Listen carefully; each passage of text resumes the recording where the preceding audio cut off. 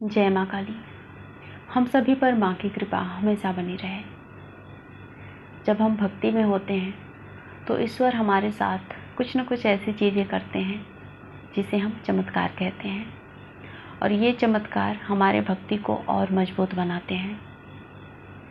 जो हमारी ईश्वर के प्रति प्रेम है, जो भावनाएं हैं, वो और गहरी हो जाती हैं। तो आपको कभी कभी ऐसी वीडियोस भी देखनी चाहिए जिससे कि भक्त के चमत्कार से जुड़ी हुई कहानियाँ हों। ईश्वर और भक्त के बीच का जो वार्ता है, संवाद है, उसको सुनना चाहिए। इससे जो हमारे अंतर्मन है वो साफ होता है। अंतःकरण में जितनी भी धूल मिट्टी छपी है बाहर की, वो क्लीन होती है। और हम भी ये सोचते हैं कि भगवान हमारे साथ भी ऐसा चमत्कार करें। जब हम इस पे ध्यान देकर अपनी भक्ति को आगे बढ़ाते हैं तो हमारे साथ भी ऐसी घटनाएं होने लग जाती हैं। तो बस आपके मन में भक्ति को और गाढ़ा करने के लिए ये कहानी है। ये सच्चाई है, कहानी नहीं है। पिछली नवरात्रि की ही बात है। भक्त जिन्होंने अपनी कहानी शेयर की है, उन्होंने बताया कि वो माँ के लिए भोग के लिए जो बतासे होते हैं वो बना रहे थे घर पे ही। तो जब जैसे बतासे हम बनाते हैं, चीनी का आप अलग अलग जगहों पर अलग अलग नाम होता है। जो चीनी का घोल तैयार करते हैं, उसको गाढ़ा करते हैं, फिर उसको ऐसे थाली में गोल गोल करके उसको एक शेप दिया जाता है, उसी को हम बतासे कहते हैं। आप सभी अगर भक्त हैं माँ के तो जानते ही होंगे, बताने वाली चीज़ नहीं है। फिर वो ना जब बनाते हैं तो इतने जल्दी वो गाढ़े हो जाते हैं, जम जाते हैं, इसलिए हमें उसे जल्दी जल्दी स्पून की सहायता से उसे अलग अलग शेप में, या फिर आप जैसा भी शेप देना चाहे, उसको जल्दी जल्दी गिराना होता है। इसके लिए 2-3 लोग लगते हैं तो जल्दी से बनता है। अगर आप अकेले करते हैं तो वो इकट्ठे जम जाता है।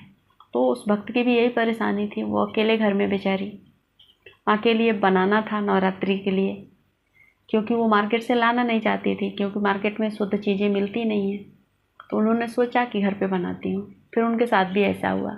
जब उन्होंने चीनी का जो घोल था वो तैयार किया तो वो जमने लगा। फिर उन्होंने जल्दी जल्दी कुछ ड्रॉप्स ही गिराए थे उस बतासे के, तब तक उनकी जो पूरी चीनी थी वो जम चुकी थी वापस। तो उन्होंने कहा कि ठीक है, चलो अब इसे काउंटिंग कर लेती हूँ, काउंट करती हूँ कि देखती हूँ कि पूरे नवरात्रि भर माँ के भोग के लिए पर्याप्त होंगे या नहीं। तो उन्होंने काउंट किया तो उसमें 2 दिन कम पड़ गए। यानी कि अगर हम 5-5 बतासे चढ़ा रहे हैं तो उस भक्त के लिए 2 दिन के बतासे 2 टाइम के कम पड़ गए। अब उन्होंने ये मन में तो सोच लिया, काउंट भी कर लिया कि 2 दिन के बतासे कम हो गए, अब क्या करूं। चलो कोई बात नहीं, 2 दिन कम हो जाएंगे तो फिर से मैं बना लूँगी। अब हुआ ये, यहाँ पर देखिए कहानी सुनाते हुए फिर से मेरे पूरे रोंगटे खड़े हो रहे हैं, क्योंकि माँ के चमत्कार जो होते इतने अद्भुत और इतने निराले। माँ इतनी अपने भक्तों से प्यार करती हैं, जिन लोगों को महसूस होता है तो वो धन्य ही है। माँ के इतने अद्भुत चमत्कार देखने को मिलते हैं। 2 दिन 3 दिन बीते नवरात्रि के। उन्होंने भोग प्रसाद आराम से चढ़ाया, पूजा भक्ति जो भी करना था मन से कर रही थी। लेकिन उसी बीच उनके साथ ऐसी घटनाएं हुई कि जैसे उन्होंने शाम को भोग चढ़ाने के लिए कटोरी तो रख दी, पानी भी रख दिया, पर वो उसमें बतासे डालना भूल गए। अब उन्होंने पूजा पाठ कर लिया, सब कुछ हो गया।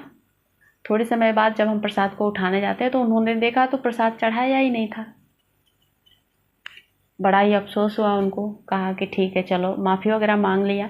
फिर अगली सुबह प्रार्थना करी, ऐसे ही भोग प्रसाद चढ़ाने के लिए कटोरी धो धा के सब अच्छे से क्लीन करके पानी वानी रख दिया। लेकिन फिर से बतासे चढ़ाना भूल गई, माँ को भोग देना भूल गई। ऐसे ही 2 दिन तक हुआ। वो कितनी भी कोशिश करती लेकिन उनका भोग लगता ही नहीं।